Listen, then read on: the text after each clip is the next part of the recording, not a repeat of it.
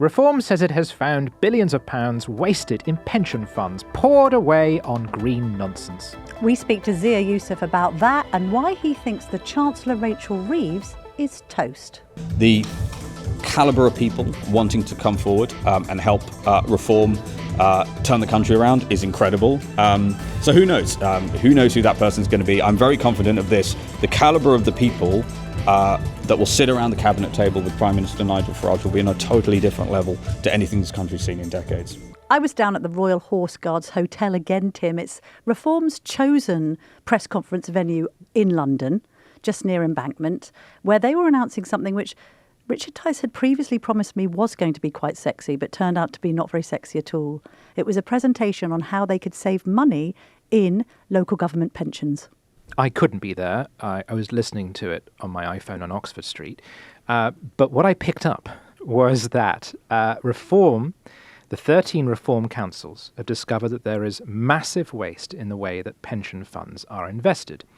They're overpaying on the fees that they pay to a tune of £265 million.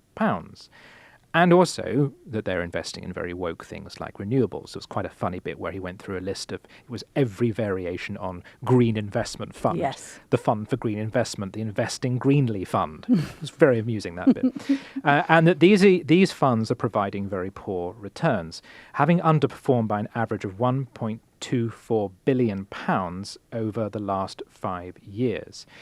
He says that this mismanagement is costing taxpayers £10 billion a year. And he was asked how you then would spend it. And someone pushed him on what would it go back to the taxpayers. And I noticed that he calculated that taxpayers could save something like £350 per household. But he actually emphasised spending on social care.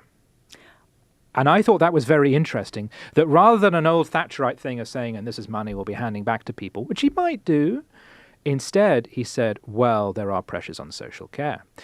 And this is a consequence of Reform actually running something. Indeed so. So that was the question that I initially put to Zia Yusuf, who was there supporting Richard Tice. And you're right to say that, it's not particularly Thatcherite, is it, for Reform MPs to stand up and say that pension fund managers are creaming too much off the top. Yes. And they really must mind their P's and Q's. It was a bit of a kind of socialist offering in a way. Look at these fat cats in the city making millions from badly managed pension schemes. On the other hand, of course, we would like pensioners to get as much money as they like. But is the whole Reform agenda about bringing down council tax? What is the end game? Because he's talking about pension savings here, then going into adult social care. Many Telegraph readers will support that and agree with that. But ultimately, isn't the aim to bring council tax bills down for Reform constituents? Well, two things can be true at the same time, Camilla, right? So you've got to look at the fact that councils have now for a long time had no ability to influence any of the legislation that drives these social care bills up. We talked about the provision of special educational needs children in each council. Councils have no ability to move any of the parameters. I've sat in these rooms with these disconsolate people, councillors and indeed civil servants, many of whom are just trying to do the best job they can. One of the councils we're in is seeing the population of SEND diagnosed kids, special educational needs children, growing at 12 to 15% per year, compounding at that from a big base. People watching this who are good at numbers will know that drives catastrophe. And so when I said, well, how is this happening? Because there's no way that the actual population is growing that quickly. So there's clearly an overdiagnosis problem in that particular council. The councils can't do anything about it, so they just shrug their shoulders. And fair play to them. So the problem at the moment is you have a huge democratic deficit, a disconnect between the people inside the cabinet room and this awful Labour government, it was the Tories before that, who have made these awful decisions, and then the councils. And I'll tell you what happens, Camilla. What they then have to do is they cut funding for parks. There's no money for potholes. A lot of people watching this will not realise one of the reasons why potholes anger people so much, their sense of the road quality is awful, and yet they keep seeing millions of pounds apparently being spent on potholes. Well, it's not spent on potholes, Camilla. That money's not ring-fenced. It's not ring-fenced. So a huge amount of that money just gets diverted away to pay for these social care things. So we know, look, clearly this country has an issue with rising social care costs. We understand that. But we have to get real, as Richard said. Look, if every kid is a special educational needs kid, then no kid will actually get the support that they need. It's not actually fair on the kids who need it. So that's one point I want to make. The second point, though, is of course we have to look at where there is waste. It's just like in your household budget. So if you say, look, I'm going to stop wasting money on buying stuff from the supermarket that the kids don't eat, that we end up chucking away, and all of these other savings, once you've made those savings, you can then decide how you want to reallocate that spending. Maybe you have an extra day out, maybe you go on a holiday, maybe you work a bit less. So that's the approach that we have to take to these budgets, Camilla. And one of the big challenges we have at Reform, our commitment has always been, we will heave on those levers of power as hard as we can, but at council level, they're extremely limited in power. You know what the best evidence of that? The ruling on Epping, which was won by the Court of Appeal. The Home Office, the Home Secretary, has an enormous big red button that pretty much trumps everything that a council can do. So it's enormously important work that Reform is doing right now inside these councils. When was the last time you heard a presentation like this, where a serious, credible person like Richard was laying out how we can save enormous amounts of money? And I want to stress this, while making constituents richer. The point he's making is that pension money is being allocated into these active funds, where a large percentage of it is spent on these ESG green funds, and they are massively outperforming the index funds that charge less. And so normally you would say pay for performance, right? So if there's a fund manager making lots of money for pensioners, great, they earn a lot of money. What's happening now is that they're making their performance is way below where it should be, and they're making hay, as Richard said. So these are the big issues of our time in this country. And I want to say one last thing on that, Camilla, because we often get told, the cost of net zero is far less than you think. No, it's way more than you think, because it's often hidden.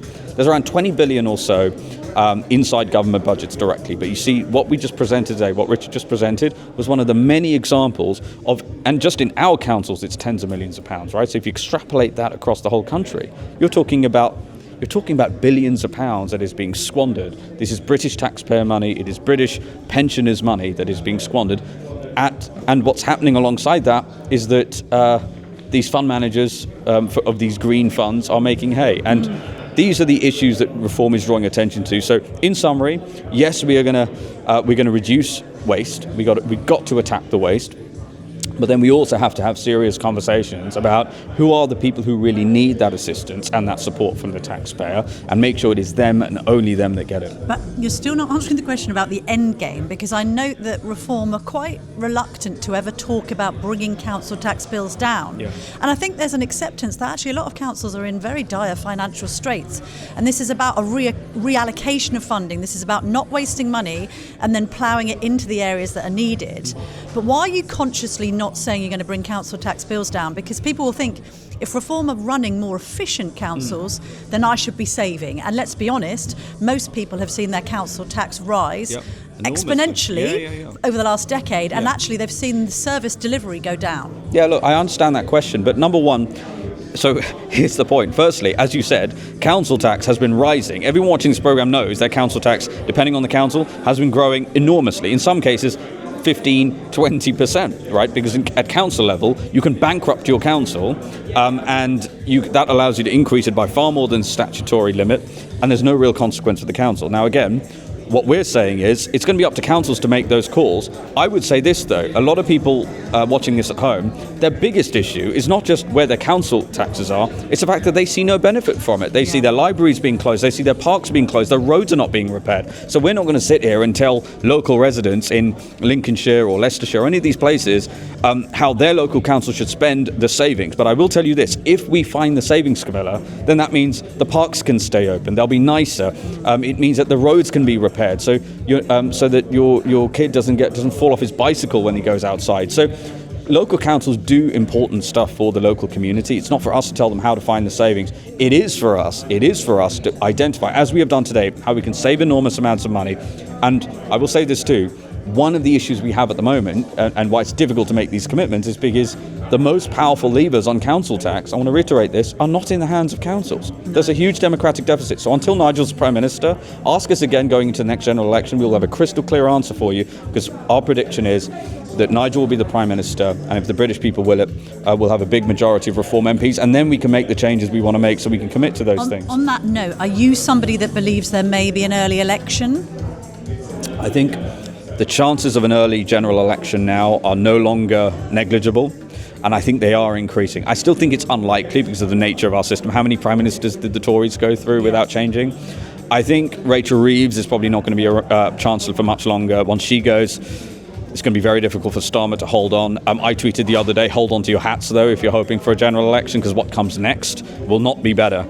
It'll be Angela Rayner. There's rumours that Ed Miliband is going to be the chancellor. It's going to be horrific. What will be the undoing of this Labour government? We've had talk of IMF bailouts. We've got talk of the markets reacting very badly to the pitch rolling that's being done ahead of the budget, tax rises left, right and centre. We've got think tanks saying that there's now a £41 billion deficit in the Treasury's forecasts, and we've got government spending up to the highest level since 1993. I mean, are you saying that we're going to have some kind of Liz Truss mini-budget reaction from the markets, and that could upend the Chancellor and the Prime Minister? I think we are seeing already markets, so if you look at our borrowing costs and gilt yields, they're way above where it was even at the peak of the Truss crisis. And it just keeps inching upwards and inching upwards. We now have higher borrowing costs than America, and we have higher borrowing costs than Greece. Let me say that again. The United Kingdom now pays more to borrow money than Greece. The cost of the interest payments alone annually are almost bigger than our defence and our schools budget combined, Camilla. So I think what's going to happen now is, there's a big question whether the IMF could even afford to bail the United Kingdom out. But the people who are now using the words IMF bailout and the UK in the same sentence are not partisan hacks, right? These are well-respected economists. And I think what they're really worried about is, number one, a total inability for this Prime Minister to find any savings in the budget at all. Couldn't even save 1.2% of the total welfare budget. Couldn't get that past his walloping majority of MPs. And I'll give you another signal of what's in store and where I think things can get exponential very quickly, which is what happens in markets. It's what brings companies down, and it can bring governments down. Do you remember when Rachel Reeves started crying on the front bench? Yes. Now, whatever you think about that, there was a massive gap down in British gilts. And the reason there was a gap down is because they perceived there was now a real risk that Reeves would go. And what markets see with Reeves, markets don't care whether British people's quality of life becomes appalling, whether kids don't have enough money. They don't care. What they care about is that Britain pays its bills. And Rachel Reeves has been very clear. She will stick to, quote unquote, the fiscal rules. So what that was is a signal of what markets, how they will react to Rachel Reeves' successor, which sadly will not be, a very smart, practical person who understands markets. It will be an Ed Miliband or one of the lunatics inside this clown cart of a government.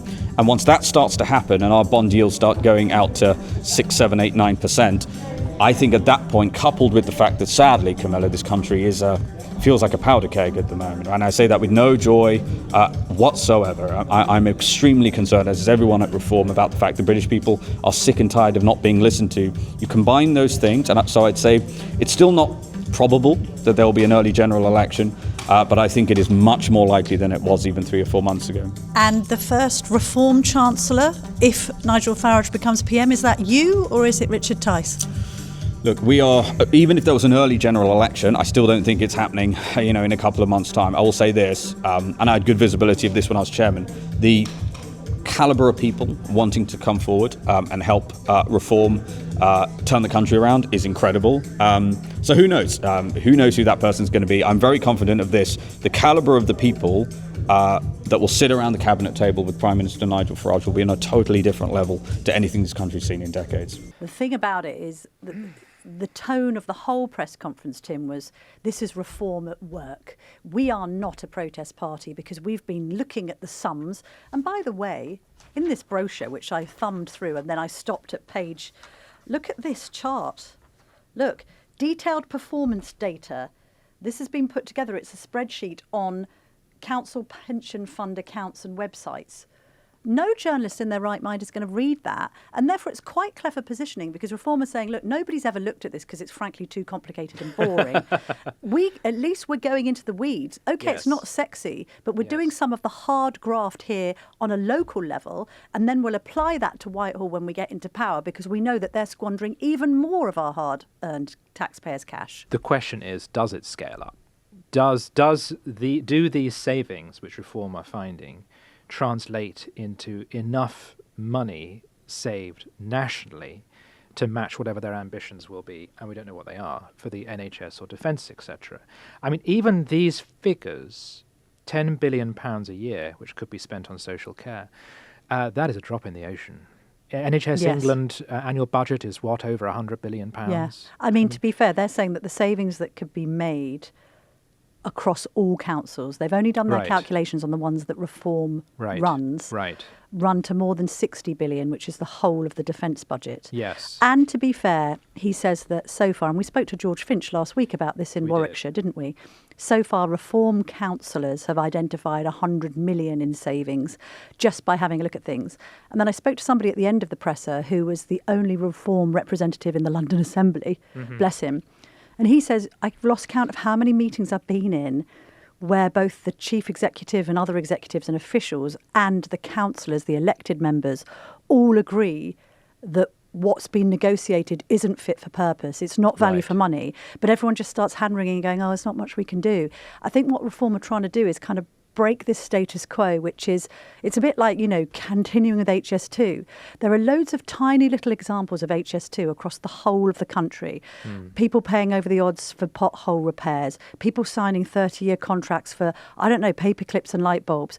Just terrible procurement deals, which they're only just scratching the surface of. And to discover things like overspend on pensions and just a lack of value for money is probably quite a valuable thing if you're able to, as you say, upscale it, apply it to all councils and say, are we really... what's been going on here? There's been a gravy train in local government. It's the same in national government. Money's just being wasted left, right and centre, and enough's enough. Yes. Farage has taken a big gamble here, which I think is worthy of respect, which is that he could have just bagged the win in those 13 reform councils and just gone, there you go, on to the general election now. Don't look at what they're actually doing. Instead, they said, no, this will be the laboratory for how we would then run the country. Do look at what they're doing, because we want to run them well enough that people in 4 years' time will say, well, they could run my local council, so perhaps they could actually run the country.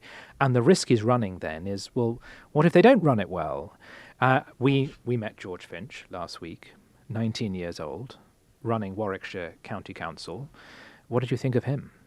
I quite liked him. I mean, he was refreshingly straightforward in his answers to our questions. There's always that element of why is a 19-year-old involved in local politics? What's wrong with him?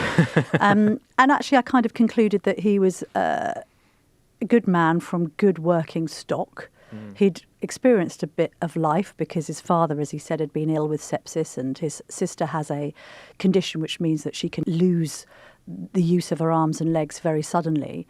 I sort of looked at him and thought, well, you would make a very good campaigning constituency MP, because he was so passionate about Warwickshire, wasn't he? He was so passionate about his constituents. And that's good. But he runs a council with a budget of over £400 million. He looks after 5,000 employees. And as a 19-year-old, he can never have run anything like that before. A number of people said, but William Pitt the Younger was Prime Minister, and he was only, about 25 or something? I suspect that running Britain in the 18th century was easier than running Warwickshire County Council in 2025. Although we did leave with the impression that although he is the council leader, I'm not sure he's actually in charge. No. Because as we left, he committed a rookie mistake and said to us, you are my last meeting of the day. And we left at about 2. We left at about 2 p.m. Now, you never say that to journalists because we infer that you've got nothing else to do for the rest of the day. Whether that's true or not, he may have had paperwork to do. Indeed. But it came across as, this was my big thing of the day and now I'm done. And we weren't sure that the computer was plugged in that office. I noticed the office was bare. When you've been in somewhere for a few weeks, you put a photo of your family in, you have a few pens, you have a stapler, but that office looked unused. And look, I may be completely wrong. Maybe, he's working so hard, he hasn't had time to put a page 3 up on the wall or something like that. I don't know. But and in fact, maybe he doesn't run things. And I think he shouldn't run things. Well, because he's 19. I think the chief executive I don't think is a 19-year-old, things. I don't think any 19-year-old should run anything. Even if they are, as he was, student union? Very good at... Yeah, but that is famously useless and does nothing. No. Were you in your student union? I was. I just of course I I was. I agree, but I think what's happening here is that a whole team of people are running the council. Yeah. And what he's changed is that he has brought some straight-talking honesty on behalf of constituents to the table. Yes. So if he might not be tapping away on his computer Yes. or indeed populating his desk with stationery, I did genuinely believe that he was out and about at the hospital locally, Oh, I out in the agree. marketplace, I agree. down the pubs, speaking Yes. to the people of Warwickshire Yes. and asking them what their concerns were and Yes. how he could help. And as I say, I'm and in reassured. that regard, If he had greeted us and his tie was askew and his laces were undone and he looked like he was completely overwhelmed because he actually was running Warwickshire County Council, I'd be far more concerned than Yes. if I think, as I do suspect, he is the face of Warwickshire County Council but not actually doing it.